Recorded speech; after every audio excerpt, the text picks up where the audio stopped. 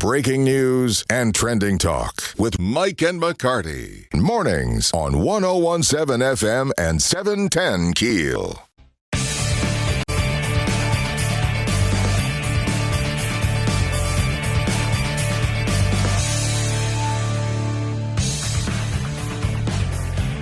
.101.7 FM, 710 KEEL. Mike and McCarty in studio with new Caddo Parish School Superintendent Keith Burton. First of all, congratulations. Thank you, Mike. It's been a tough road getting here. I got a couple questions. One, and I think I know the answer to this, and I think I know why. Did you ever consider withdrawing your name because of all this to go, let me just smooth things out? Never entered my mind. Okay. I think, a superintendent's process is never easy. Doesn't matter if it's in Shreveport. We saw it recently in East Baton Rouge, and even if you look around the nation. It's such an emotional and important position that it is never easy. And so I anticipated it to be. Mm-hmm. Did not quite think it would be as long as this one, but no, not ever did I think of withdrawing. Well, I hope I don't mind, and I don't want to speak for you, but I've known you for a while. We know each other. We go to church together.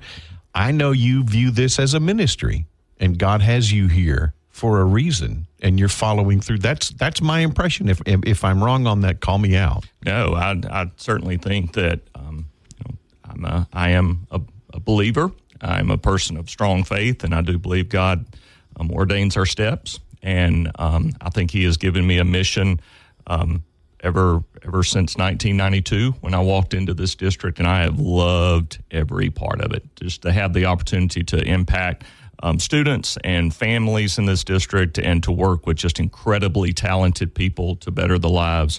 And I really look at the future as a new chapter that we have in front of us, and now it's my job to work not only with our board but all of the community to make it better. He's going to stay with us until 8 o'clock. If you have questions of Keith Burton, now's the time. Download that KEEL app. You can message us on the Shreveport Security Systems message board. Mm-hmm. He's fair game. He's got his big boy britches on, so let me go. Here we go. To those who say, we have failing schools, students aren't performing well, and you are part of the problem. To them, you say what? Well, I think if you look at, first of all, what does the data really say?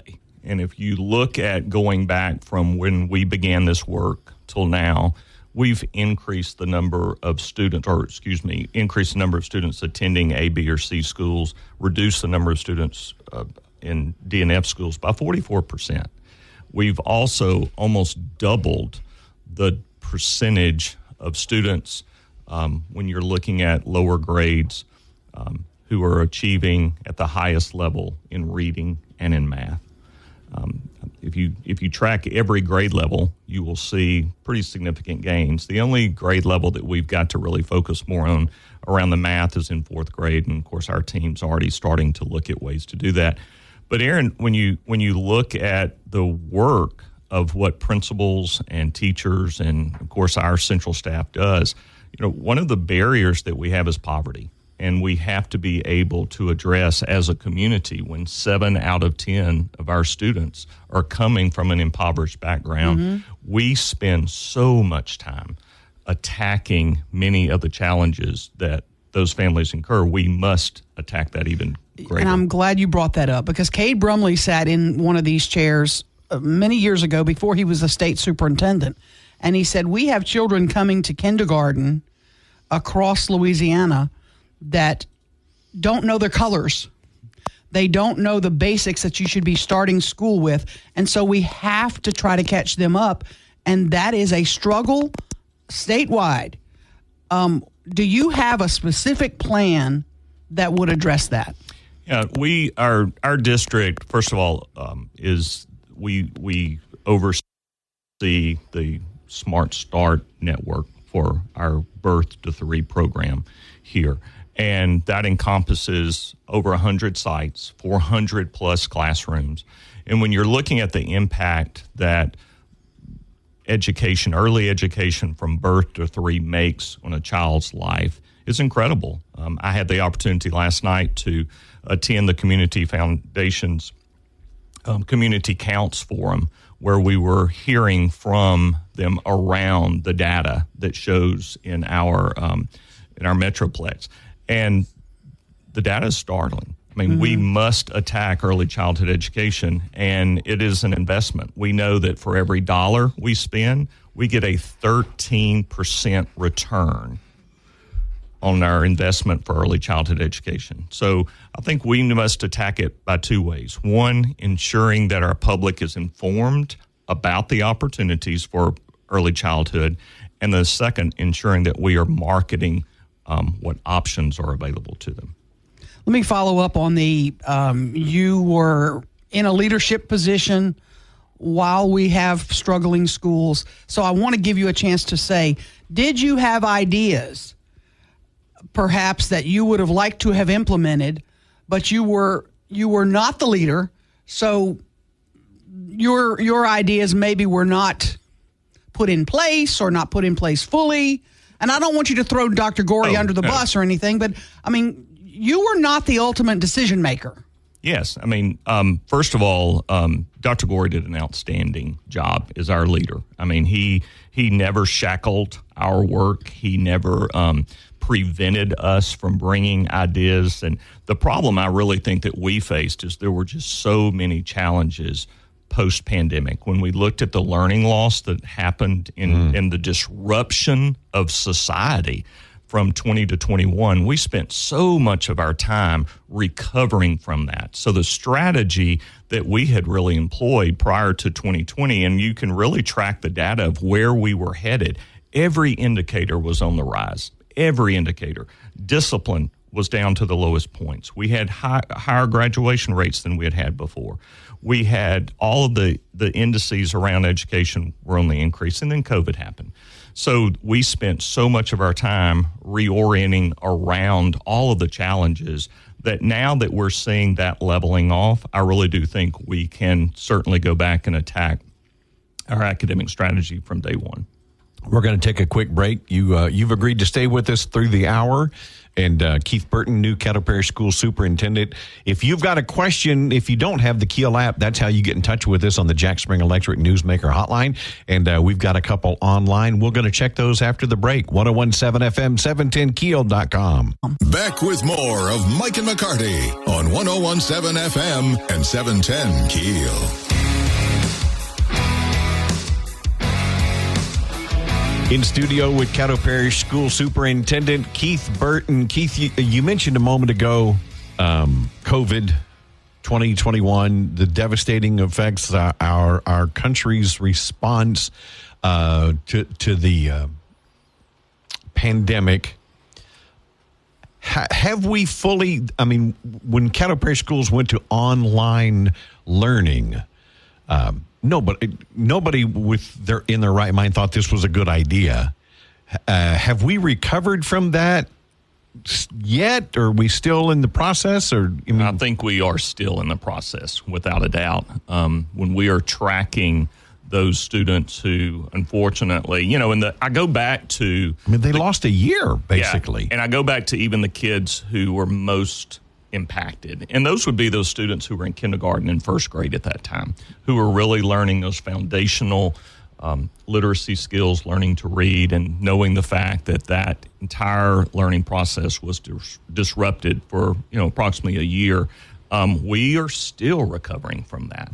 The nice thing is we are seeing that it is recovering. I mean, when we're tracking kindergarten readiness, when we're tracking those students who are now, we're 4 years into this work, when we're looking at them in upper elementaries, we're ensuring that we are, during the school day, accelerating their learning. So we're making up for that lost time and remediating with tutoring as needed.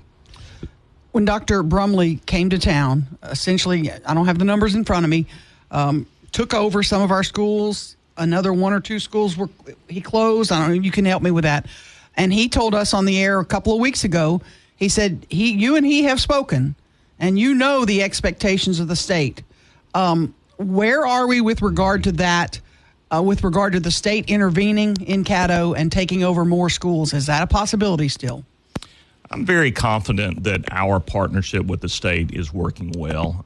Dr. Brumley and LDOE did come in, and they were very adamant that we cannot have historically failing schools continuing to fail. And so one of the issues that he highlighted for the community was the fact that our resources are spread too thin when you're looking actually supporting schools that sometimes have less than 200 kids. When you're looking at the per pupil cost of that school versus a school of, let's say, 500 or 600 kids, then it's just not sustainable.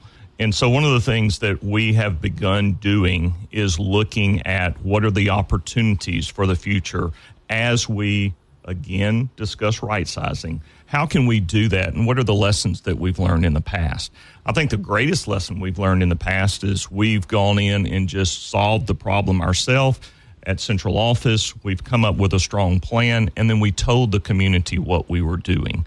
Not that our plan wasn't bad. It's just the fact the one critical element I think that we can learn from is we need to next time involve the community more in that decision making. Reorganizing central office as a way to save some resources? Are you already looking at that? Absolutely. Matter of fact, when my job posts today, we will be able to do some immediate restructuring that will remove an executive position from Caddo Parish Schools.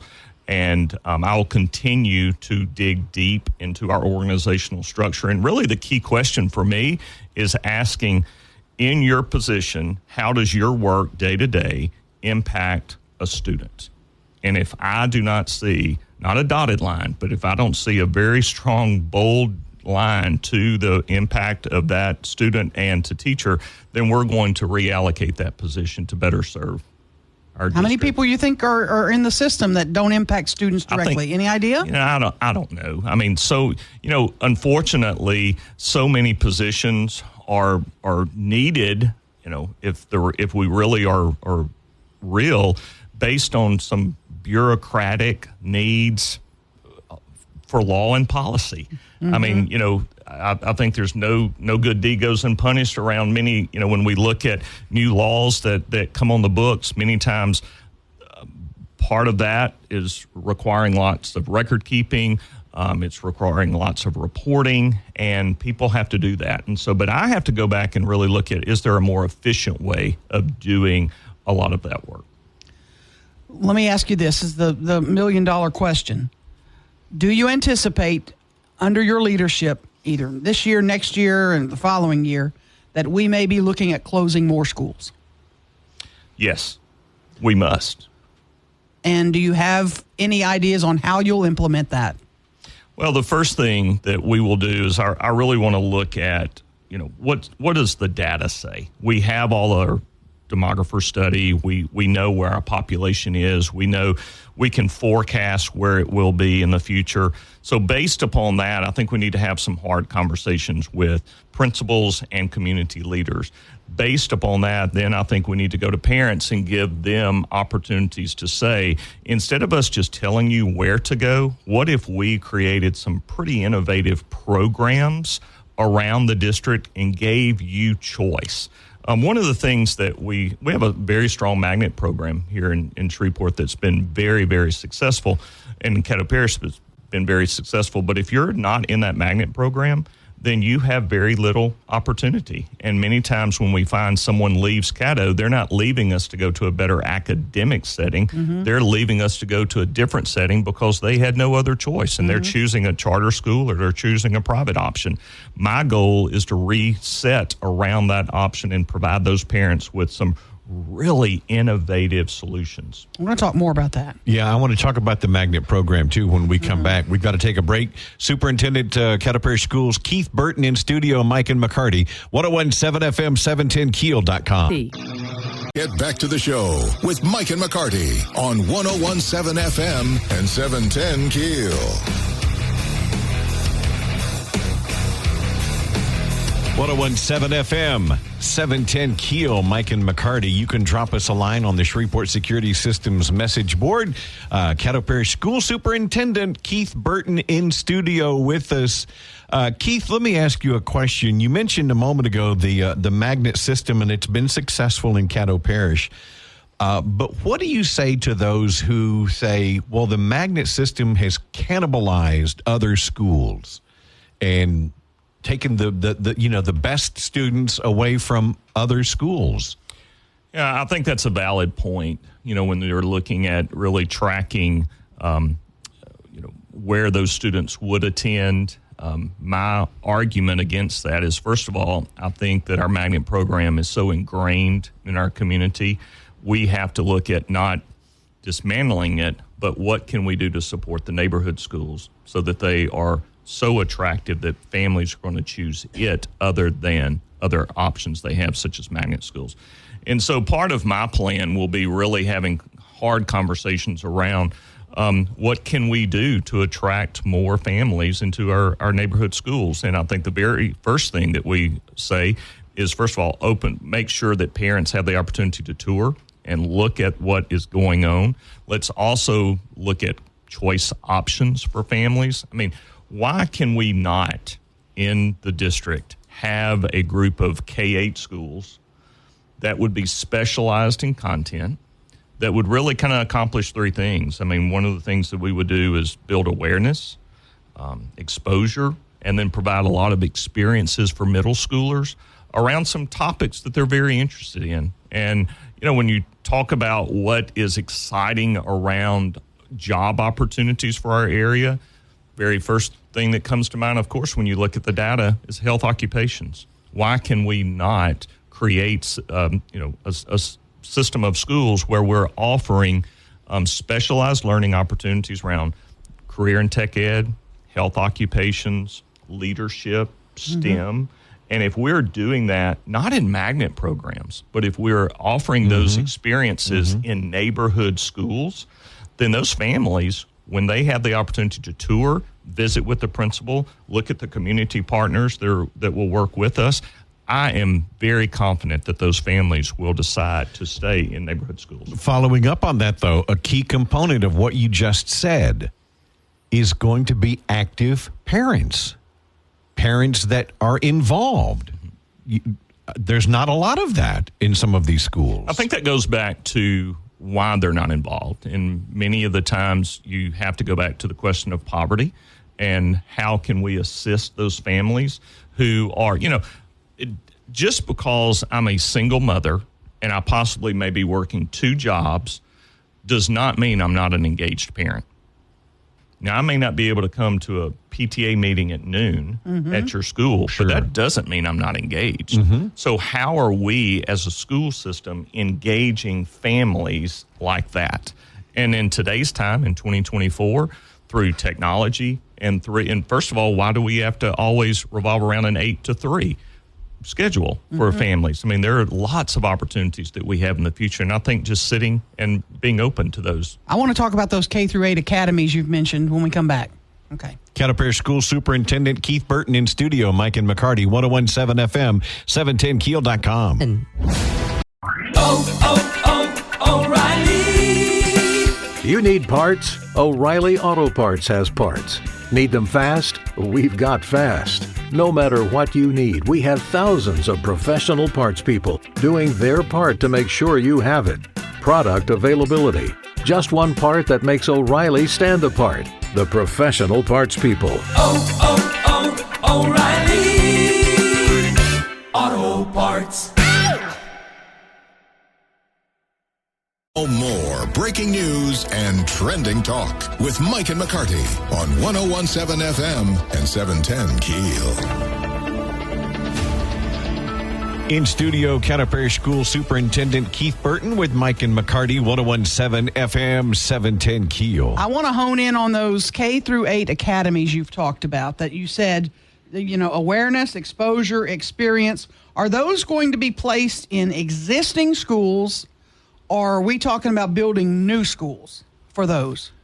I don't think in a system that needs to right size that we need 4 new campuses in Caddo Parish.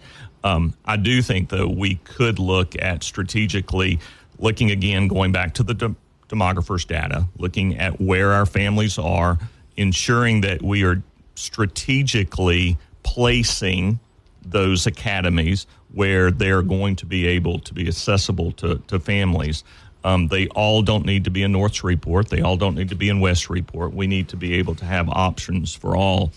And, Aaron, it really goes back to just parent choice. Knowing what the state, and really you can look at nationwide, there's a huge push to provide for our school districts the opportunity for parents to have more say in where there's. Do we need a new school in Southeast Shreveport? We hear that all the time.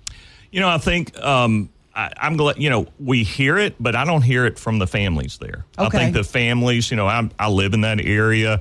I go to church with people in that area. I work with a lot of people in that area, and they are pleased with the options available to them. I think we really need to look at a lot of the buildings that we have and also the opportunities we're missing. I know the board is very interested in, matter of fact, and they've allocated just recently up to $40 million for new construction in the future.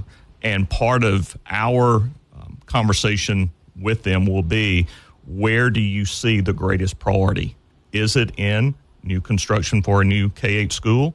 Is it in a new career and tech center? What are going to be the greatest obstacles for us? And let's make sure that we look at the greatest opportunities. Caddo Parish School Superintendent Keith Burton, one of the big concerns in 2024 is security, school security. We see issues across the country. How would you rank us now, rate us on our school security, and what do you plan on doing to improve it where it needs improving? I told the board during this interview process that was my greatest responsibility. I have safety of the children and staff. Absolutely. That's my greatest responsibility. And of course, my greatest priority, of course, is education. But I'm very proud of the work that this district has implemented years ago around security. I mean, we were one of the very first districts that had a director of security. We now have open gate metal detectors in all of our high schools. We have single entry points. Many of our high schools have gone to a clear backpack policy. But the other part is really ensuring that, first of all, we have security personnel and police officers at all of our schools. They have the opportunity to advise the principal on any concerns that they see. And the other thing I think that we must do a better job with in order to address the security in the future is build those relationships with students who sometimes are struggling. I mean, if you go and look at any of the incidents that happens at a school with someone from the inside, everyone says, we knew something was wrong. Mm-hmm. We could pick up on that. So we need to make sure that we are aware of that and we are addressing those support services for those students. I just wanted to follow up. What about arming teachers that want to be armed and trained? How do you feel about that? I'm not an advocate of that. I'm not an advocate of that. I think when you get into someone who is not a professional carrying a firearm, that's just a recipe for disaster, especially when you get into emotion. I mean, even, and I've had my concealed carry for years and years and years, and I enjoy the rights to be able to carry a firearm. But on the other hand, when you look at what research says in an emotional situation, a lot of times someone's going to fire and hit the ground and hit other people rather than who they're actually aiming at because they're not trained. Big topic that we haven't gotten to, and I can't believe we haven't yet. Teacher pay. Cade Brumley told us we have to do better paying our teachers. Teachers are leaving the profession in droves. Do you have a plan stipends aren't enough, Keith, Mr. Burton, I'm sorry. Stipends aren't enough. What's your plan for teacher pay increases? Well, first of all, I do think that we in Caddo Parish are very competitive with our region, and we must be able to keep the pulse on what regional salaries are to ensure that we're competitive. But money is only the beginning. And I do disagree with Dr. Brumley when he says they're leaving in droves. No, they're not. I mean, matter of fact, we have one of the highest fill rates that we've ever had for classroom vacancies. So we have a lot of people coming into the profession. I would hope that media partners and others in the community really stop approaching education as we are desperate for teachers. No, we're not. I mean, we have high quality people in seats. The problem is, though, we need to reduce the things that are getting in the way of them teaching and learning. And Dr. Brumley and the Bessie, I think they're spot on with the Let Teachers Teach initiative. And that's one of the things I said yesterday. Wrote that down. We need to look at, what are we asking our teachers to do? Many of the times they are faced with greater bureaucratic responsibilities, families that are coming with challenge. So we need to support them. You mentioned earlier that our resources are stretched too thin. How are we going to get more funding to pay more teachers, or pay teachers more rather? Well, I think if we are stretched thin, then I think, first of all, right sizing is something that we will begin looking at. I also think that if we look at the reorganization opportunities that we have, instead of having people that possibly are not having direct impact on kids, we need to reassign them so that they do. And then we can look at just efficiency costs. Can we be more efficient with operations? Can we be more efficient with food service? Can we be more efficient in all of our areas so that we're funneling that money to have a direct impact on student achievement?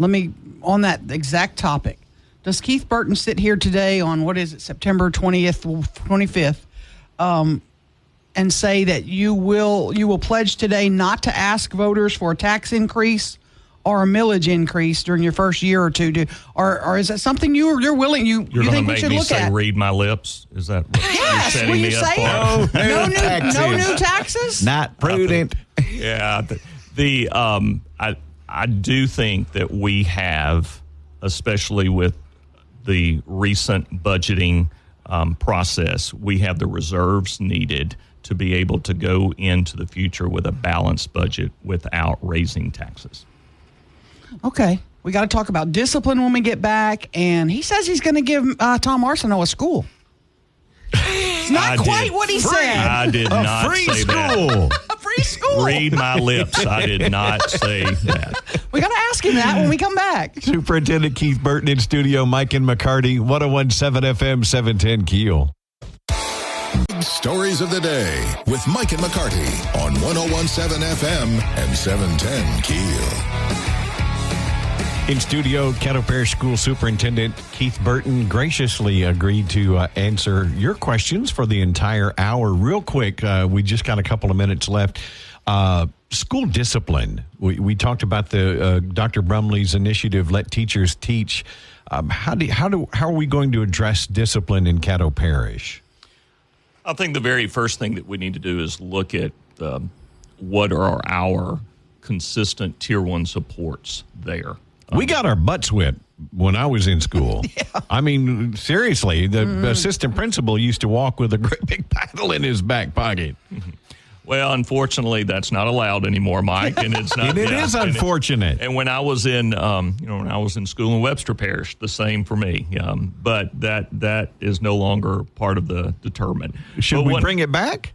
I don't agree in this time. That really, I think that's more of a parent responsibility or guardian responsibility, and especially in 2024, it's not something I want to put on the backs of our assistant principals and principals. Or but the going back to the backsides. question, I really think what we have to do is ensure that is that teacher equipped to handle the challenges of today? Can we ensure that he or she has the classroom management skills? Then do we have the supports needed from counselors, assistant principals? Do we have the structure in the school? Do we have the incentives in the school for positive behavior support? Are we also communicating with families that we see we're getting ready to have a situation with a child? Do we do an early intervention? When I was a principal, one of the smartest things I could ever do is when that kid had a very first referral and I knew something else was coming that was going to be bigger, I picked up the phone and called that parent and said, look, I need your help. help me with this student. And when you involve that parent, they're a part of the solution. Last minute, we have the city needs a school building. They need one to relocate some of the police officers. Are you open to doing a deal with the city for minimal payment? You have several properties. You and the mayor are going to talk about it, and how does that work? Well, we've not talked about it, and again, that's not a decision that superintendent will make. That's going to be a board action. I certainly would be in support, because I think if we are bettering the community, if we have a facility that assists in providing a location for our police officers, then we certainly need to be open to that conversation. Yeah, we got to wrap. Keith, thank you so much. Thanks for coming. Welcome. Good luck. I look forward to the Congratulations. future. Thank you Have both. you back in soon. And this door's always open. Thank you. Mike and McCarty, 101.7 FM, 710 KEEL.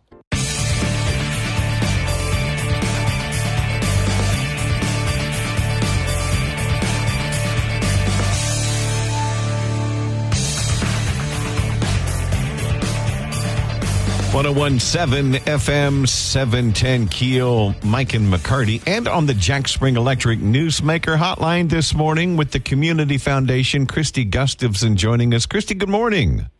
Good morning. How are y'all? Well, we're doing very well, thank you. You just released the 2024 Community Counts report, and Aaron and I were looking over this report now. Some very interesting statistics. What stood out to you? What were you surprised when you first saw this report? Well, so data, the federal data that we collect for this report lags by about 2 years. So this is generally 2022 data. And last year's report included all kinds of COVID-related data, which was both fascinating and, as you might imagine, depressing? Flawed. Well, skewed, yeah.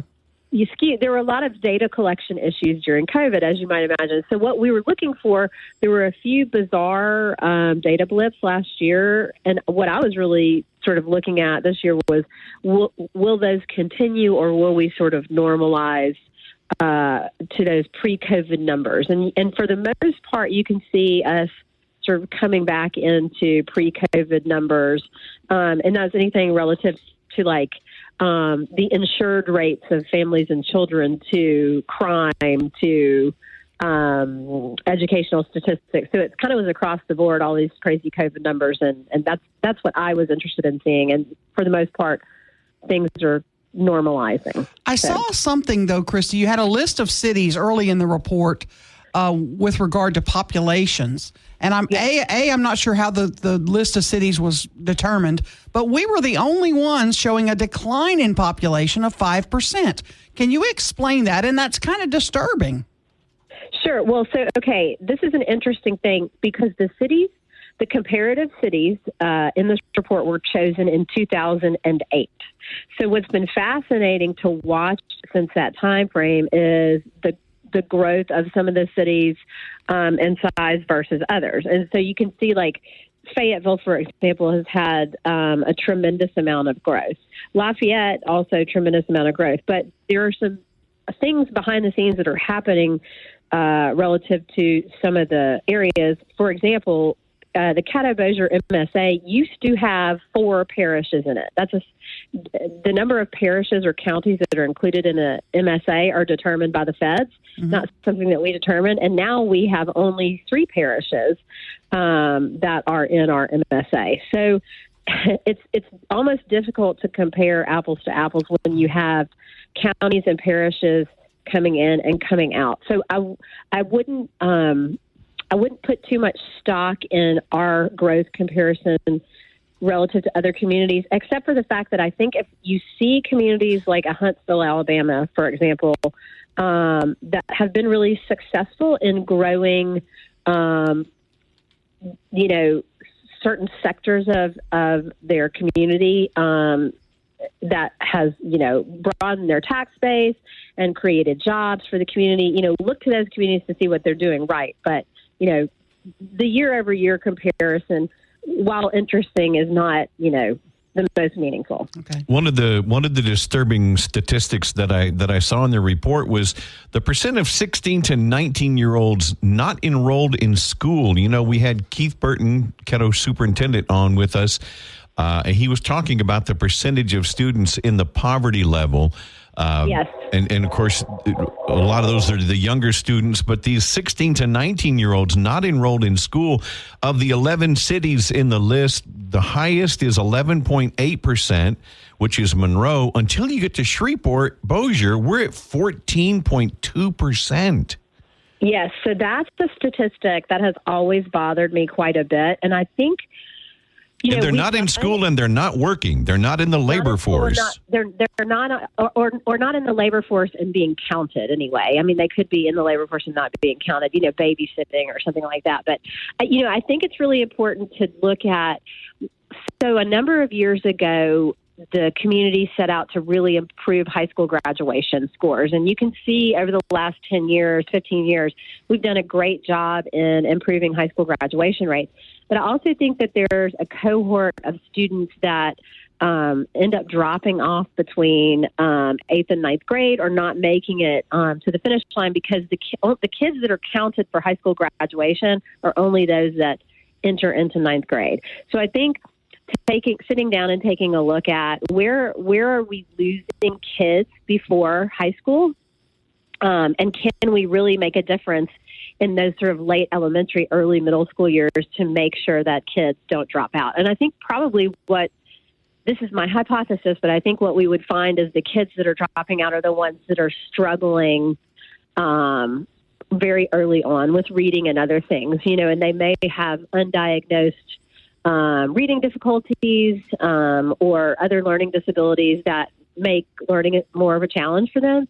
And so, really catching those kids early on to make sure they don't get discouraged and think that school is not for them. One of the stats that really stood out for me was, and it was mentioned by Mr. Burton yesterday, and he didn't give the exact stat, but 29% of families with children in the home under age 5 live in poverty. That's almost a third, staggering. Christy. Mm-hmm. It's staggering. So, Aaron, y'all have heard me talk. I am so pro early childhood education and making sure that kids in those younger years that they have the funding available so they can go to preschool if they need to. And not only do we know that preschool, high quality preschool results in kids having a better educational trajectory, but we know from this stat the families need the funding. Preschools, on average $9,000 a year, and when you have a third of the population of parents that are parenting kids under 5 that are in poverty, that's staggering. And those families are the ones that need the help the most. In your report, before we let you go, are you seeing anything for Shreveport Bossier that is showing some growth, that there is some good news, some bright spots? Oh, absolutely. Like I said, there have been tremendous growth in the high school graduation rates over the last 10 to 15 years. And look at the 10-year charts. Those are the ones that are really meaningful to what's going on. And also the number of families, both working and non-working, that are insured in our community has gone way up. The number of uninsured has gone way down. And that is great for healthcare, great for healthcare costs, great for the entire community relative to all of the costs that are associated with not being insured. So we are doing some meaningful work. And I think, we just have to keep pushing and, not getting, realizing that changing some of these stats takes a really long time. So, for example, we've been doing our early childhood education work since 2018. We're nowhere near finished. And here we are, 6 and 7 years later, and we probably have 10 more years to go. So that's the kind of timeline that you have to just get used to when you're working on, lowering the number of families in poverty and getting more kids third grade reading ready. You mentioned Huntsville, Alabama earlier, and boy, I'm looking through now. I focused on them. They're doing great. I mean, they're at the top of the list on most of these, good charts, and at the bottom on the bad ones. We need to send a panel to Huntsville and say, okay, what are you guys doing? Help us out. Right. That's at the Community Foundation. We we look for model programs in cities all over the country. We're not trying to reinvent the wheel here. What we're trying to do is use best practices from other communities, and I think there's a lot to be gained from looking at Huntsville. So, and other communities as well. Mississippi's done some really great things in the education sphere in the last few years, and so looking at our neighbors and saying, "Hey, how'd you do that? Help us out." And what I find at the community foundation level and at the community level, when cities have improved and are doing great, they want to share. They want you to understand how they've done what they've done. We're all trying to make our communities better. There's no competition there. Well, we know you're busy. Aaron and I are looking forward to our lunch, and he's not going to forget we need to do that. I know. I've not forgotten. Christy Gustafson with the Community Foundation. Thank you. Have a great weekend. Thank y'all so much. Appreciate you. You bet. 101.7 FM, 710 KEEL. Coming up, Richard Llewellyn going to be joining us at 740, giving us an update on the storm as it makes progress inland. Mike and McCarty. If you're a facilities manager at a warehouse and your HVAC system goes down, it can turn up the heat, literally. But don't sweat it. Grainger has you covered. Grainger offers over 1 million industrial-grade products for all your operations, including warehouse HVAC maintenance. And even better, they offer access to experts and fast delivery, so you and your warehouse can both keep your cool. Call 1-800-GRAINGER, click Grainger.com, or just stop by. Grainger, for the ones who get it done. Mike and McCarty on 101.7 FM and 710 KEEL.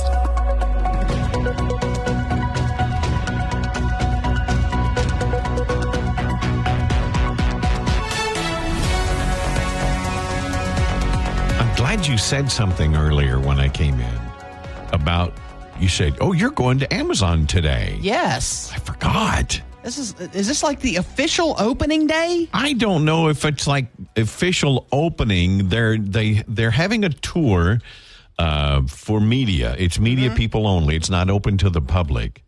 And I guess it says provide local media with an opportunity to learn about operations and get a first look at the robotics facility.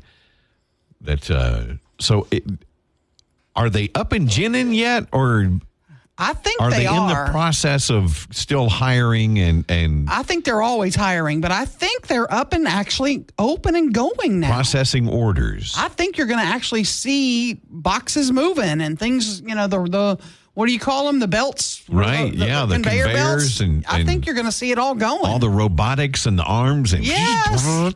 And I'm curious about that. I'm curious how noisy it is. Yeah. I wonder how loud those things are. Well, I'm going to find out because I'm going to leave here this morning and I'm going to go over there. Shoot a little video too. Heck yeah! If you don't mind, because I would love to see how loud it is. I'm going to take some pictures. I'm going to take a lot of pictures. Please do. I can't make it today, but I'm excited to find out what it looks like with all the people buzzing. Me too. Yeah. We got to tour it when it was empty. Now I'm sure they're going to have people buzzing. I think they're actually going to do a little ribbon cutting out there too. Oh, okay. I don't know if I'll make it for that. With some muckty mucks. I think some muckty mucks are going to be there. Right. And is Donald Trump going to be there? I don't think he's among the muckty mucks. Oh. I'm not sure who are. Are you have to wear a hard hat when you go in? Yes. Are you? Yeah, they did say something about safety as a vest, a priority and all that? for us. Didn't we have to put a vest on last time? Yeah, we had to wear a vest and a hard hat, and it wasn't even operating then. Yeah, and now things will be moving. So I wonder if their employees all have to wear vests and hard hats in the facility, and safety glasses and back braces. That'd be interesting to find out. Orthopedic shoes. Oh yeah, it's one of those things that a lot of this town, and I've been doing this a minute. Oh, sure, Amazon's coming. Yeah, right. I'll believe it when I see it. Right. Yeah, okay, I know. whatever. I know. And it's here. It's open. There's people working. There's people working out there today. Exciting. And the minimum pay is $17 an hour. And people are getting paychecks, and they're getting benefits, and they've got a job that $17 an hour is not a huge wage, but it's a good sustainable wage. You'll be able to afford a place, and that's a nice starting, place to live. so you opportunities for growth. And the benefits they offer help with education and things like that. So it's exciting, and I'm I'm curious to see what it looks like hopping and buzzing. Yeah, me too. And they were talking about, and I know this is the 8-year-old in me, but one of the things they talked about was a lot of the procedures that they go through as they're fulfilling an order are color coded. And all the lighting that takes, and there's lighting across like the conveyors and the bins, and they're all color coded. Yeah. And they're lighting up. And I'm anxious to see how all that works. Will you ask them one question for me? Where the snack bar is? That's number 2. First question for me is, how can I order something right now, today, and it's at my door tomorrow? Yeah. Yeah. And if I mail you a Christmas card, it's going to get there by February 1st? Now, in Dallas, they've got those gray vans. Mm-hmm. And if you order something early enough, you get it that afternoon. Wow. That's incredible. And they're opening a second facility here, not far from us, on 3132. Is that right? Yep. That's going to have those vans and delivery locally. So we are going to get that, I think. I want you to post all that at keelnews.com later. I want to see what it looks like. I'm curious. Okay. Very curious. Helene made a landfall yesterday. It's moving its way inland. It was a Cat 4 storm. Yeah. Wow. Mm-hmm. Wow. We're going to talk to Richard Llewellyn and get the latest update here coming up after the local news. 1017 FM, 710 KEEL.com. Most tax pros leave a message. It's Jane. I'm moving on to a TurboTax expert who beat your price. Adam Devine, tell him how I feel. Hey, tax pro, she's been thinking twice. Best believe TurboTax will beat your price. This is a tax break. Switch to a TurboTax Live expert and we'll beat what you paid your pro last tax season. Make the switch at TurboTax.com/beatyourprice. TurboTax full service only. Sign up by 12/20/2024 and file by 4/1/2025. Full details at TurboTax.com/beatyourprice. To the show with Mike and McCarty on 1017 FM and 710 KEEL. Okay, let me ask you a question. Ruben, you too. Ruben, you're in this too. Mm-hmm. Grab your microphone. I know you're working over there. If you go in the kitchen, okay, and you open the fridge, and on the shelf in the fridge, there's, I don't know, a piece of chocolate cake. Yeah. Sitting in the fridge. Do you think to yourself, look, chocolate cake? I have some chocolate cake now. No, I know what's in the fridge. Okay, but or you go in and go, there's half of a barbecue chicken. Oh, and that's what I'll eat now, you mean? Right. Do you go, oh, look, I have some chicken now. I'm going to eat some chicken. Do you open the fridge and just peruse like it's at your home? Oh, no. No. What? No. No, I know what's in my fridge. I go to my fridge to get the chocolate cake out. No. I'm talking about here at work. Oh, here at work. Here at work. If you go in the kitchen here at work and you see, I haven't opened that door to that refrigerator in so long. Just go with me here on this. Okay. No. Your answer is no. No. Exactly. It belongs to someone else when they're at work. I didn't put it in there. I'm not touching it. Unless somebody goes, hey, there's a case of Cokes in there. Y'all help yourself if you want one. Is somebody around here swiping your chocolate cake? No. So why do people think it's okay when I put my sugar-free hazelnut coffee creamer in the fridge? Okay. Yeah. His panties are in a bunch. Yes, they're in a bunch because my damn bottle's almost empty now. Wow. And I have to hide it. Well, they think it's company provided. It's not company provided. Well, put your name in it on a Sharpie. Write your name on it. No, you didn't put it in the fridge. You don't touch it. No, they think it's company property. They think the company put it in there. No, they don't. The company's not hiding it in the back of a drawer underneath the lettuce and the... You need to tie a mouse to it or something. That'll keep them out of it. You know what I'm going to do? I'm going to fill it with Phillips Milk of Magnesia. Oh, there you go. I'm going to fill it up with Phillips Milk of Magnesia, and then I'm going to see who's running to the bathroom every 30 minutes now. You're terrible. Leave my damn creamer alone. Oh, he's in a tizzy. You'll be all right. All right. We're going to find out. My problems are minute compared to what's going on in Florida. Mm-hmm. You said it was a Category 4. Made landfall as a Cat 4. It's impacting Georgia up into the Carolinas. It's a mess right now. We're going to talk with Richard Llewellyn with the Weather Channel right after the break. Mike and McCarty. And I'm not really that mad, but it is a little upsetting. 101.7 FM, 710 KEEL. When you think about businesses that are selling through the roof, like Aloe or Allbirds or Skims, sure, you think about a great product, a cool brand, and brilliant marketing. But an often overlooked secret is actually the businesses behind the business, making selling simple. For millions of businesses, that business is Shopify. Nobody does selling better than Shopify, home of the #1 checkout on the planet. And the not-so-secret secret? With Shop Pay that boosts conversions up to 50%, meaning way less carts going abandoned and way more sales going. So if you're into growing your business, your commerce platform better be ready to sell whatever your customers are scrolling or strolling on the web, in your store, in their feed, and everywhere in between. Upgrade your business and get the same checkout Skims uses. Sign up for your $1 per month trial period at shopify.com/try, all lowercase. Go to shopify.com/try to upgrade your selling today. Shopify.com/try. Breaking news and trending talk with Mike and McCarty on 101.7 FM and 710 KEEL.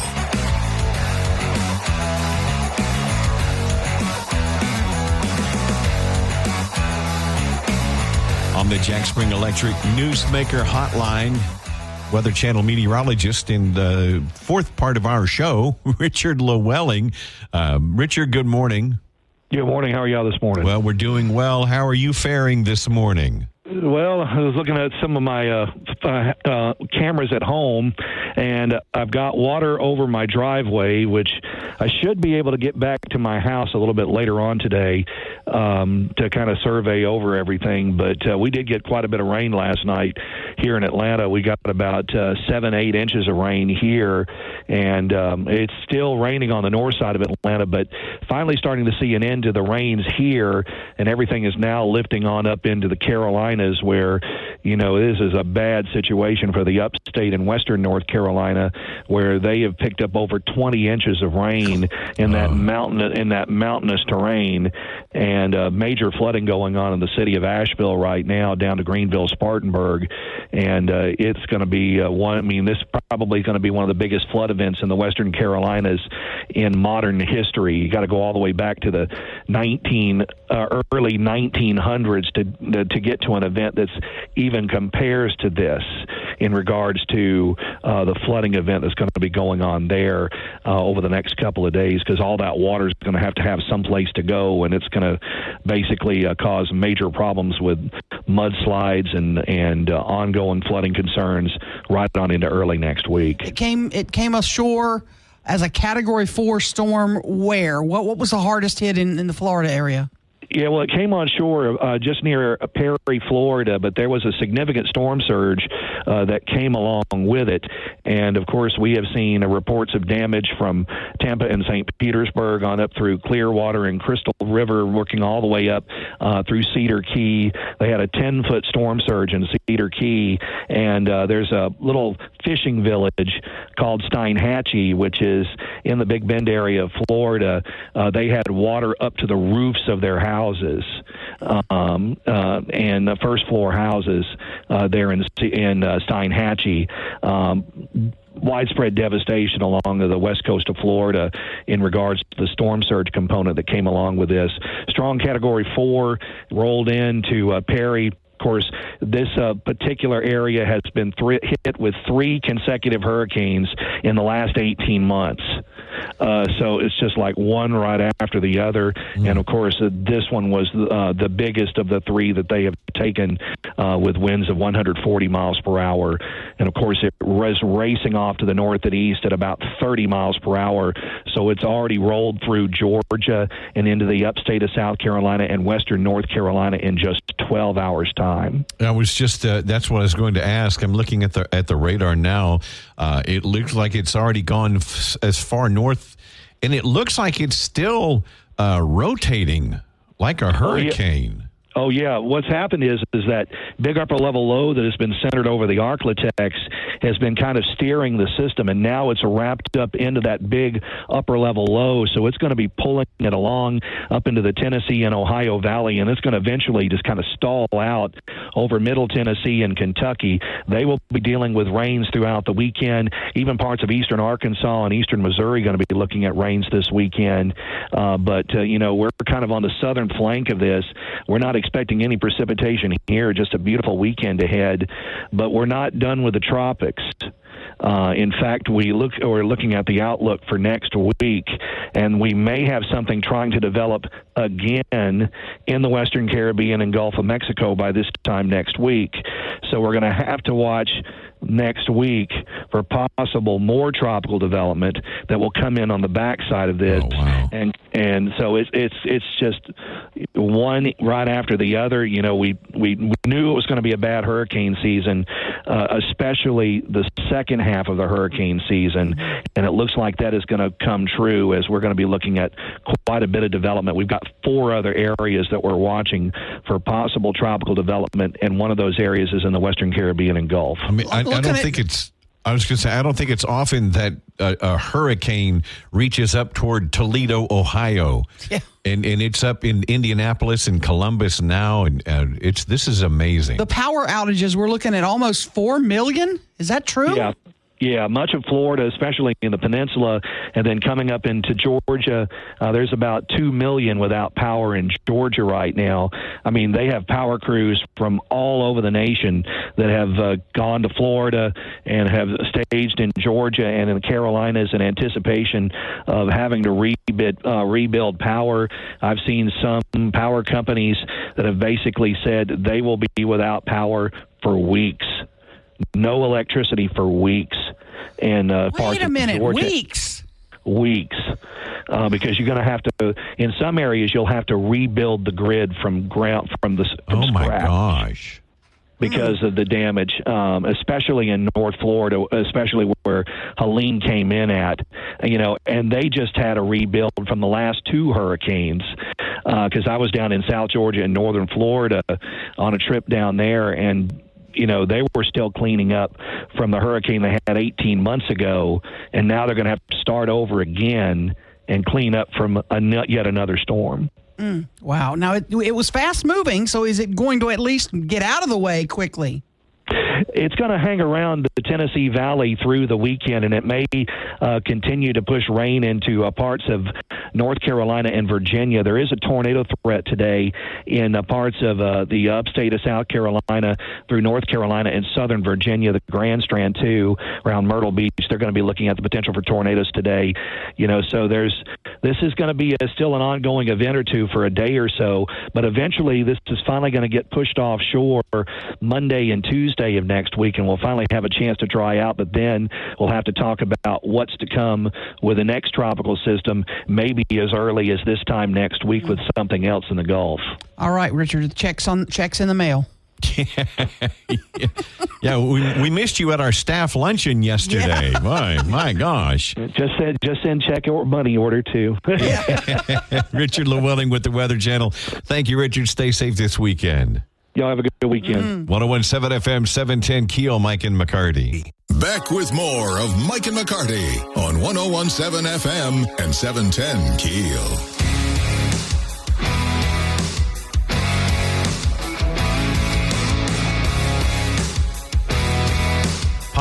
A popular subject that we talk about quite a bit. Tipping. Oh gosh, yeah. It's there's a new survey, and Americans think tipping is out of control. And a lot of it is the economy. These poor workers are just trying to trying to make money, and so I had to drop my wife's car off for service. Right. And I got a ride. They gave me a ride back to my house so I could get my truck. And I gave the guy, no, you don't have to do that. He's great. And we talked the whole way back, back home. And he's really super nice guy, older guy, you know. Right. And I said, no, God's blessed me, and I want to, share that. And he goes, man, you bring God into it. Okay, Yeah. But I had no problem doing that. Right. That was not even, and I don't say that but there are times when I certainly don't mind is what I mean. Now, if you've got a tip jar and I'm standing at the counter ordering and then you hand me my food at the counter, No. I'm sorry. No, I know. That's not a tip situation to me. I have another struggle, and I want you to help me with it because I'm not going to name the restaurant. It's a chain restaurant, but you go through their drive-through, and if let's say your order is $10.28. Okay, yeah, I know. Yeah, and they will say, "Can we round it up for our foundation, our charitable foundation?" And I have over and over said no, but you can round it up for if they're nice. But you can round it up for you. Mm-hmm. And you get it. And they'll go, we don't really have a way of doing that. So what I did last time, was she gives me my change, my 72 cents or whatever it was, and I just pushed it back onto the counter. I said, would you put this in the garbage for me? Right. That's one. Is that the one way they can keep it? I don't know. If they were can you special not just nice? give them a tip? It's like their company doesn't want them taking tips. Right. But if I have somebody that really was nice and really did help, and I don't want all that change in if it's 80 cents or 60 cents, I just give it to somebody, and I don't want it all rattling around in my car. I told you Brookshire's, when I worked for Brookshire's, I was a bag boy, and they said we don't accept tips, but now if the customer insists like twice, then accept it, because at that point it becomes you will offend them. Right. They want to do something nice, and it's like an insult. Yeah. If you and they say we're not allowed. First time, refuse it, but then Yeah, exactly. Well, I'm not tipping you if I'm in your drive-through and it was just a regular old visit. I'm just not. Right. I'm not. Sorry. I'm sorry. 101.7 FM, 710 KEEL.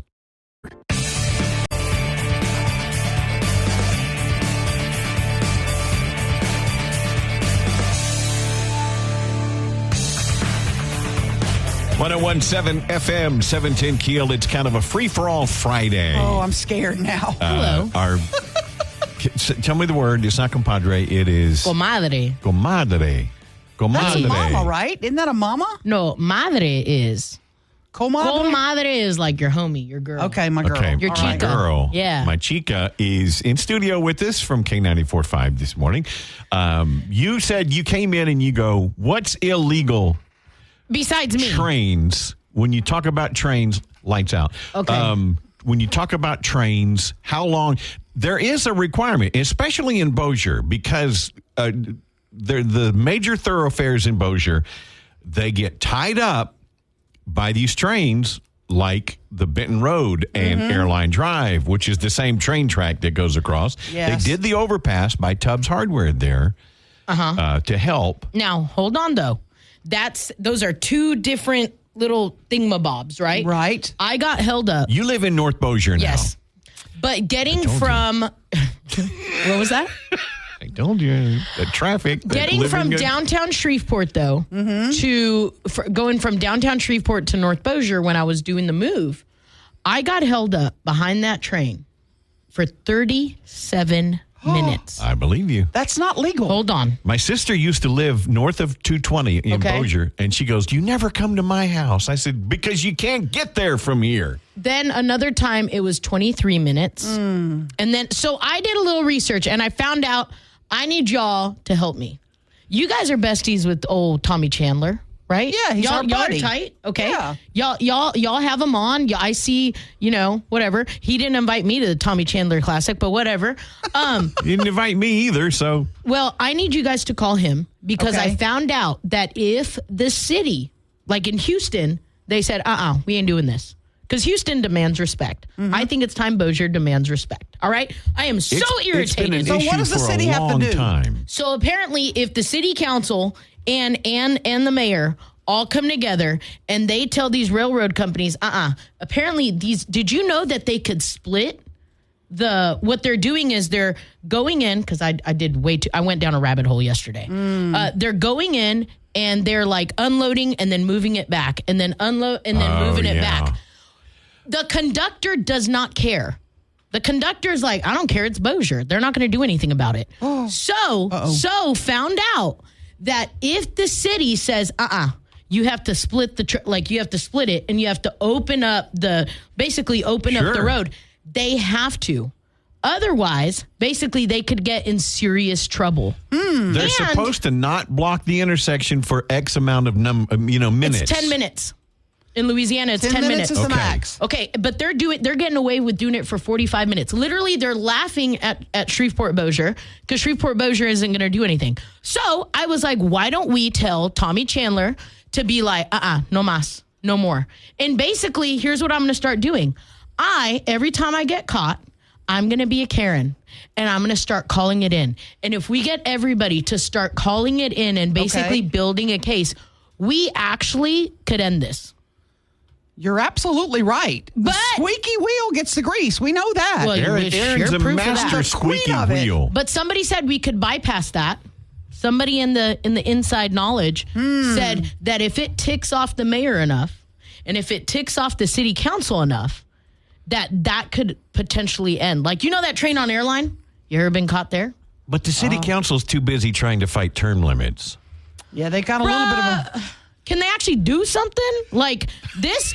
I don't care about y'all's term limits. You know what I care about? Is getting stuck and it taking me an hour to get from point A to point B in freaking Shreveport Bossier. All right, we'll work on it. Am I sounding like Martin Grau now? Fix the roads! Fix the railroad! Leave Martin alone. I'm sorry. I'm just saying. I'm starting to sound like that. It drove me nuts. Mm-hmm. And then he goes, yeah, you just need to get the mayor of Bossier involved. I was like, I know somebody that knows him. This is my request. We will have him. You got his cell phone number? Of course I do. Text him right now. I will shoot him a text. Say we need him to come in. We need to fix the railroad problem. Okay, and then I'm going to put up posters back here. Okay. I'm telling you, I've never been so passionate about anything. All right. It's been an issue for a long Why haven't you guys time. done anything about it? This is embarrassing. We don't live in Bossier. Back when I was with the Bossier Police Department, and that's been a good little hot minute now. Yeah, it's been an issue for a long time. How are we okay, though, as a city? Like, how have we been okay with just being like, yeah, you know what? We got stuck behind. I'm talking about the one, where Zaxby's is? Mm-hmm. Zaxby's, and there's that train that goes down just right alongside Benton. Benton Road, right. Benton in East Texas. Highway 80, that train is what gets me every time, and I'm telling you, I've lost my cool. There was one time I had to use the restroom and I was low on gas and I said, if this is what ends up doing me in, and I was stuck in between cars so I couldn't move. I'm telling you, the Hispanic panic set in, and so I decided you guys have to do something about it. Okay, we're on it. Are you really though? I really am. If I walk out of here and you don't text them, I will. I'll text him. I'll text him. Get on her. So you're saying they need to separate the trains then? They can separate the trains. They're not going to do overpasses. Found out a simple solution. Right. That they could have been doing this the whole time, but they don't respect us at all. You have one project to do. I want you to find a number that people can call to complain at. If it's the railroad number or if it's the city hall, you come back next week with the number, and we're going to tell everybody. Would that be a DOTD number or an issue? No, it's going to be city or it's going to be the railroad. It's going to be the railroad. That's who we have to call. And she's going to find that number, and then we're going to flood them. Anytime you get stopped, here's the number to call. Here's who you have to call. And then the Bossier can start fining them. If they violate, yes, they can start imposing fines. They can't find the railroad. So you're telling me City of Bossier could have been making bukus of money this whole time? I believe so. We'll have to confirm. It might be a situation where they are finding them, and the railroads are like, it's not a big enough deal. We're just paying it. Yeah, right. We're going to pay it because we got to get this done. We're going to get to the bottom of it, Chico. And that's just part of their operating expense. So maybe the fine needs to be bigger. Yeah. Needs to hurt more. That could be it. Ooh, who's that? So. Sorry. We will check on it for you. I promise. You're lying. We will. Get on her, Mike. No, because you'd be surprised who all listens. You would be surprised. Yeah. We won't have to make a call. They're going to call us. Hello, Mr. Tommy Chandler. He'll text me. We come to you as humble servants of Bossier. I told you I was going to move back to Bossier, didn't I, Mr. Tommy? Show did. So now that I'm here, I'm loud and I'm proud, and I demand respect from the railroad company. Yeah. And then I want to get taken on a train ride once this is all said and done. Okay. I'm kidding. They're going to hate me too. Bye. Thank you for your time and consideration. Tommy Chandler, best mayor that ever existed in city of Bossier. Look at the time. Help Don't you need me. to go do a radio Help! show? Help! Fix the roads! Sound like Sam Kennison. Oh, God. Can we edit that segment out? Yeah. 8 minutes, I won't get back. Yeah. 101.7, Tim Fletcher's got sports next. 101.7 FM, 710 KEEL. O'Reilly. You need parts? O'Reilly Auto Parts has parts. Need them fast? We've got fast. No matter what you need, we have thousands of professional parts people doing their part to make sure you have it. Product availability. Just one part that makes O'Reilly stand apart. The professional parts people. O'Reilly Auto Parts. Get back to the show with Mike and McCarty on 101.7 FM and 710 KEEL. On the Jack Spring Electric Newsmaker Hotline, big day at Amazon this morning. Davina Mims with Amazon on the phone with us. Davina, good morning. Good morning. When I got your notification about the media event today, I didn't realize it was at 7 and you had to be there at 7. I apologize. I RSVP'd. That's okay. I thought it was kind of an all morning kind of thing. But tell us about today. Yeah, no, we're out here now. Yes. Tell us about today. What does this signify? Are you guys up and running? What's going on right now? So back in August, we had a soft launch where we welcomed employees here to SHV1, Amazon's all-new next generation in AI and innovation technology. And so they've been working really hard and diligently to get this building up to speed. And so we're continuing to ramp up. Today, we are officially cutting the ribbon and dedicating the site to the community, inviting elected officials and guests, special guests to come in and take a quick tour, see what we've got going on, and share our progress that we've made so far with the community. But you guys have been working. I mean, you've been delivering packages. It's been up and going, right? Yes, and so with this project, this scale, it does take some time to get employees trained, to make sure that everyone understands how the equipment works, build in efficiencies, and continue to train and learn. And so over the past couple of weeks, our teams have been doing that. And even now, we're able to move several million packages a week through this facility alone. SHV1 is a part of Amazon's regionalization efforts to get customers what they've ordered even faster. So as far as the Shreveport and the Arklatex market, I know y'all are planning on opening a second facility out on 3132. And is that one going to have the gray trucks that's going to do like the day deliveries? Yeah, so there'll be more information that we can unveil about exactly what that particular site is going to be and how it also fits into the larger logistics network in the coming days. But it will also play a role in helping get customer deliveries in a record time. How many folks have you hired at the Amazon Shreveport facility? So while we have more than 1,000 full-time roles, we have quickly filled up a lot of those positions. And so we're a little over 1,000 employees at this point, and that's including full-time and salaried workers. And we are still continuing to hire on a rolling basis. But we are very, very proud of, the support and the interest from all the candidates who've applied. And it's really phenomenal to see what's happening here. Now, of the workers, we know they start at like $17 an hour. What's the average salary at the Shreveport facility?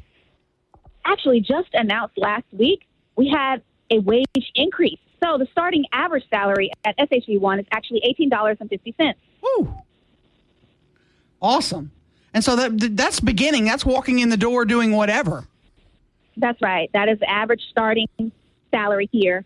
Starting wage is $18.50. And of course, there's things like, different times where that could increase, and also based on your role. But yeah, starting pay is $18.50. We also offer a lot of day one benefits, right? So on day one, employees receive medical, dental, vision, and up to 20 weeks of paid maternity or paternal leave. And then we also have a really cool program called Career Choice, which is a fully paid tuition program for our frontline employees. After 90 days of employment, they are eligible, and this pays for tuition. And so for your higher education or ESL programs, any sort of trade, apprenticeship, and other degrees, and it doesn't necessarily have to be warehouse maintenance or management. You can go into any field. So dentistry, healthcare, you can go into business administration, whatever your passions are, because we really, truly believe in generating that next wave of leaders here in Shreveport. Last time we talked with you, Davina, you talked about flex scheduling that you offer. Tell us about that. So with flex scheduling, it's really up to the employee on how they want to schedule. So it's a lot of it is self-paced and self-selected. So we have a lot of different shifts that you can choose from, and then so when you're applying, you get to see the shifts that are available, and you pick from there. And then you come in, answer a few questions. You'll do your registration process and finish that out here with the folks here. And then you're working within a couple of days.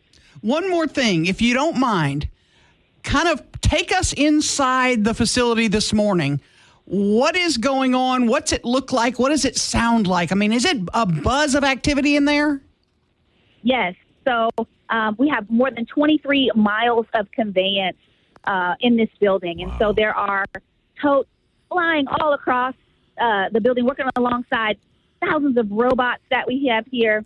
And we are packing items that are less than 25 pounds, less than 20 inches. So think of things like your housewares, home items, books, healthcare items. That's what's all put in inventory here. So when someone clicks buy now at Amazon.com, this is the first mile and fourth step in that process where the item is then sent on to a sort center, which will sort that item by zip code and then on to a delivery station before heading to your door. But today we've got hundreds of energized employees working alongside our wonderful innovations. It's really bright. There's a lot of activity, like I said, great energy. We're very festive. We look forward to seeing you guys later this morning, where we will have some brief remarks from elected officials and guests, and for our official ribbon cutting ceremony. So, yeah, we're really excited also to have the drum line from Caddo Parish Elementary School here that will also play our guests in and do a small performance alongside of some other special announcements to some community groups. That's cool. Well, we know you're busy. You've got officials there. Thanks you for taking a moment to talk with us this morning, Davina, and I hope to see you in just a little bit. Thank you. Thank you so much. Davina Mims with Amazon. Mike and McCarty, 101.7 FM, 710keel.com. O'Reilly. You need parts? O'Reilly Auto Parts has parts. Need them fast? We've got fast. No matter what you need, we have thousands of professional parts people doing their part to make sure you have it. Product availability. Just one part that makes O'Reilly stand apart. The professional parts people. O'Reilly Auto Parts. More breaking news and trending talk with Mike and McCarty on 101.7 FM and 710 KEEL.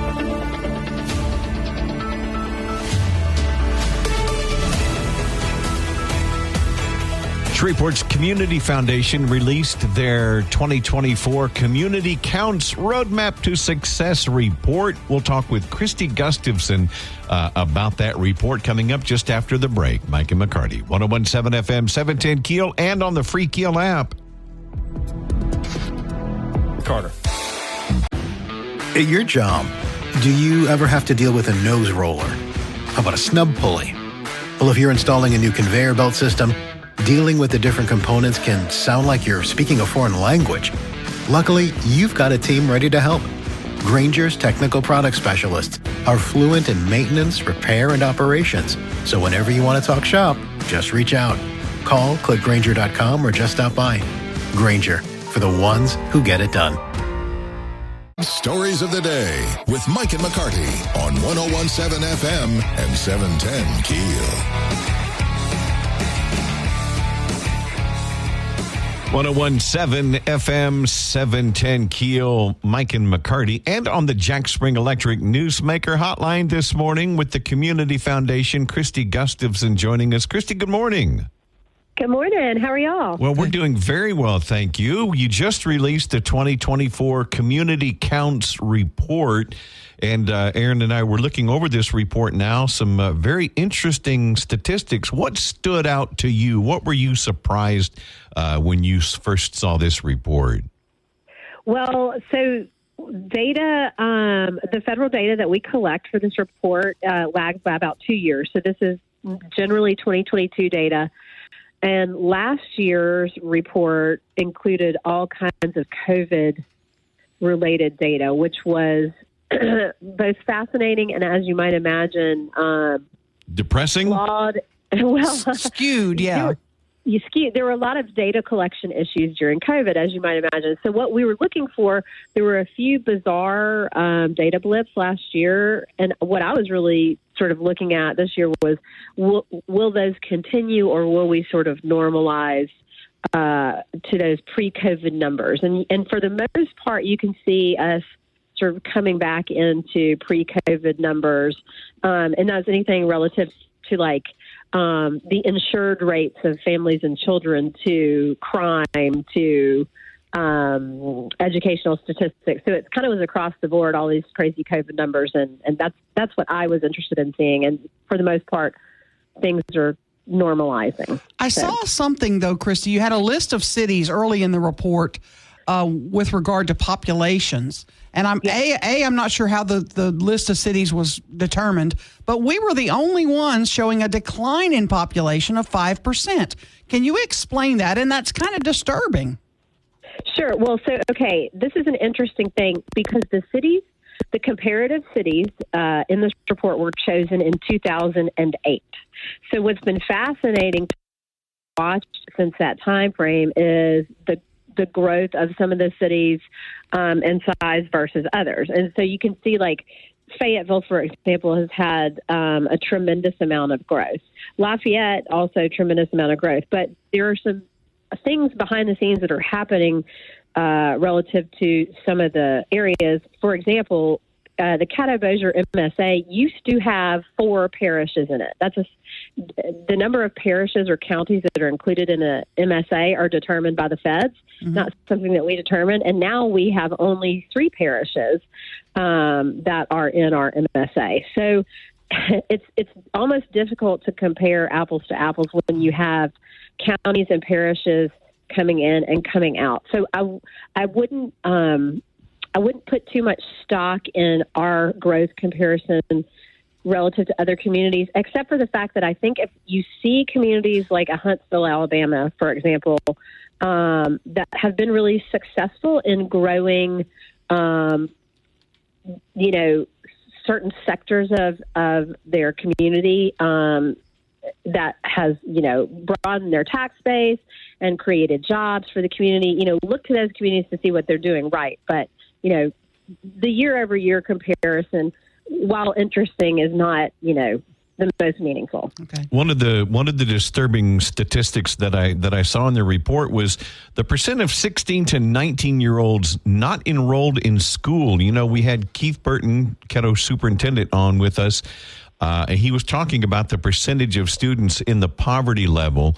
Yes. And of course, a lot of those are the younger students, but these 16 to 19-year-olds not enrolled in school, of the 11 cities in the list, the highest is 11.8%, which is Monroe. Until you get to Shreveport, Bossier, we're at 14.2%. Yes, so that's the statistic that has always bothered me quite a bit. And I think, and they're not in school and they're not working. They're not in the labor force. They're not, or not in the labor force and being counted anyway. I mean, they could be in the labor force and not being counted, babysitting or something like that. But, I think it's really important to look at. So a number of years ago, the community set out to really improve high school graduation scores. And you can see over the last 10 years, 15 years, we've done a great job in improving high school graduation rates. But I also think that there's a cohort of students that end up dropping off between 8th and 9th grade or not making it to the finish line because the kids that are counted for high school graduation are only those that enter into 9th grade. So I think sitting down and taking a look at where are we losing kids before high school, and can we really make a difference in those sort of late elementary, early middle school years to make sure that kids don't drop out. And I think probably this is my hypothesis, but I think what we would find is the kids that are dropping out are the ones that are struggling very early on with reading and other things, and they may have undiagnosed reading difficulties or other learning disabilities that make learning more of a challenge for them. And so, really catching those kids early on to make sure they don't get discouraged and think that school is not for them. One of the stats that really stood out for me was, and it was mentioned by Mr. Burton yesterday, and he didn't give the exact stat, but 29% of families with children in the home under age 5 live in poverty. That's almost a third, staggering. Christy. Mm-hmm. It's staggering. So, Aaron, y'all have heard me talk. I am so pro early childhood education and making sure that kids in those younger years that they have the funding available so they can go to preschool if they need to. And not only do we know that preschool, high quality preschool results in kids having a better educational trajectory, but we know from this stat the families need the funding. Preschools, on average $9,000 a year, and when you have a third of the population of parents that are parenting kids under 5 that are in poverty, that's staggering. And those families are the ones that need the help the most. In your report, before we let you go, are you seeing anything for Shreveport Bossier that is showing some growth, that there is some good news, some bright spots? Oh, absolutely. Like I said, there have been tremendous growth in the high school graduation rates over the last 10 to 15 years. And look at the 10-year charts. Those are the ones that are really meaningful to what's going on. And also the number of families, both working and non-working, that are insured in our community has gone way up. The number of uninsured has gone way down. And that is great for healthcare, great for healthcare costs, great for the entire community relative to all of the costs that are associated with not being insured. So we are doing some meaningful work, and I think, we just have to keep pushing and, not getting realizing that changing some of these stats takes a really long time. So, for example, we've been doing our early childhood education work since 2018. We're nowhere near finished, and here we are, 6 and 7 years later, and we probably have 10 more years to go. So that's the kind of timeline that you have to just get used to when you're working on, lowering the number of families in poverty and getting more kids third grade reading ready. You mentioned Huntsville, Alabama earlier, and boy, I'm looking through now. I focused on them. They're doing great. I mean, they're at the top of the list on most of these, good charts, and at the bottom on the bad ones. We need to send a panel to Huntsville and say, okay, what are you guys doing? Help us out. Right. That's at the Community Foundation. We look for model programs in cities all over the country. We're not trying to reinvent the wheel here. What we're trying to do is use best practices from other communities, and I think there's a lot to be gained from looking at Huntsville. So, and other communities as well. Mississippi's done some really great things in the education sphere in the last few years, and so looking at our neighbors and saying, "Hey, how'd you do that? Help us out." And what I find at the Community Foundation level and at the community level, when cities have improved and are doing great, they want to share. They want you to understand how they've done what they've done. We're all trying to make our communities better. There's no competition there. Well, we know you're busy. Aaron and I are looking forward to our lunch, and he's not going to forget that. We need to do that. I know. I've not forgotten. Christy Gustafson with the Community Foundation. Thank you. Have a great weekend. Thank y'all so much. Appreciate you. Mike and McCarty. Here in America, work is in trouble. We've offshored our manufacturing, sent away good jobs, and lost so much ability to make things. American Giant is pushing back against that tide.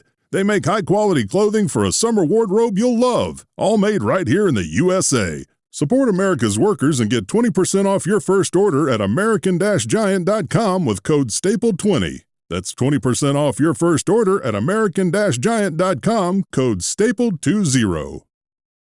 Mike and McCarty on 101.7 FM and 710 KEEL. All righty, Mikey is on the way to the Amazon plant. Ruben, I have a question. On my Facebook page, I need help, people. If you're on my page, go find it. Anyway, there used to be a lady that made this, amazing mac and cheese. I love mac and cheese. She was at the Kroger Deli on Uri Drive. The last 2 times I've gone in there, it hasn't been the same. What she does is it's this creamy mac and cheese. Yeah. It's not liquidy, but it's creamy. Just perfectly creamy. Yeah. Perfectly creamy. But then it's got this baked brown edges around the sides. That is just divine. Oh, that's the best part, easily, in a baked mac and cheese, if you do it right. I cannot find that in this town anymore. With the baked crust, like brown crust. Right. With the creamy mac and cheese. If they have a good baked mac and cheese, it's typically too dry. Right. Yeah. If it's mass produced, usually it turns out kind of dry. Yes. So I'm trying to find the best I can make a good mac and cheese. I cannot duplicate this lady's. This was incredible. And I can't find where she is now. Now I'm hungry. I know, and I've been thinking about mac and cheese I've been talking to you about it for 2 hours, haven't I? Yeah. The only place that I can think of where you can get baked mac and cheese, quick, is Chick-fil-A. Okay. And I don't know how it is. I haven't had it. I just know that they have right. it. KFC has a mac and cheese. It's okay. Right. It's not going to have the baked bits in it, though. It's not going to have what I really want. Yeah, and mac and cheese in a pot is fine in a pinch, but man, it's tough to beat. Throwing that cheese on the top of it and just letting the oven kind of not burn it, but just brown it just right.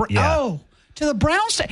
Where is that in Shreveport Bossier? On my Facebook page, tell me where that mac and cheese is, because I have to have it today. Somebody's got to have it. Somebody's got to have it. Somebody's definitely got to have a good baked mac and cheese. And it's probably not going to be one of those mass restaurants. It's probably going to be something out of the way that I never thought about. A random grocery store, something like that. Yes.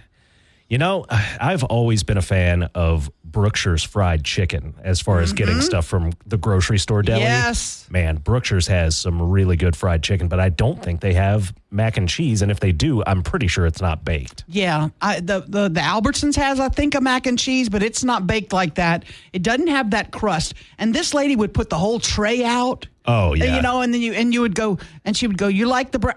Yes, give me the whole top. The corner piece, that corner piece with a crunchy part on it. Yes, oh, man, I want all of that. Ruben, we have to leave. We have to go find it. We're gonna have to go find that. What are you doing this weekend? Anything fun? Oh, I'm going to be doing Friday Football Frenzy tonight. Oh, cool. Okay, I'm going to be smiling and dialing all the coaches throughout the Arklatex. Mm-hmm. It's a rush. It's definitely a rush. Oh, that's a busy show. So we'll be doing that from 7 to 10:30. Okay, letting you know the scores on all the local games, calling all the coaches, doing all the cool stuff, and then this weekend I'm going to be recovering from that. Relaxing. Yeah. It does make it a long day for old Fletch because he's working on his show this morning, and then he'll be working here on KEEL for the football show tonight. So tune in. It's a great show. Feel the frenzy. Absolutely. 101.7 FM, 710 KEEL.